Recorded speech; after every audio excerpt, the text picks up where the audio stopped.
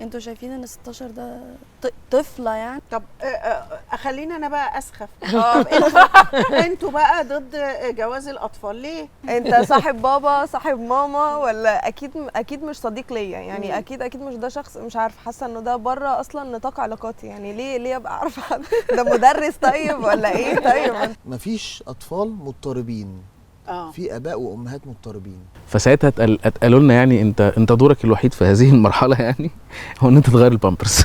ايه ده؟ مش تشتري البامبرز؟ لا يعني تجيبه وتغيره؟ اشتريه وانا اللي هغيره. خلفت دليده وروحت بيها البيت لوحدي. ان اكتر حاجه صعبه في الموضوع كله هي التنظيم القصه كلها، والموضوع مش سهل. بصوا بقى ده كلام محدثين امومه رسمي. الظروف يمكن حتى الاقتصاديه كمان دلوقتي ما بقتش تستحمل ان شخص واحد هو اللي يلم كل حاجه في البيت ويبقى مسؤول عن المصاريف. وما فيش حاجه اسمها ان انا هقعد في البيت وانا رجعت الشغل فبقيت ورا شويه، انا اقدر بقى اشتغل على نفسي عشان ارجع لمكاني تاني. انا اعتقد دايما الموضوع مش بان انا بقول ايه، انا بقوله ازاي. لا احنا كأمهات ايوه من موقعنا هذا ايوه لا احنا بنتربى واحنا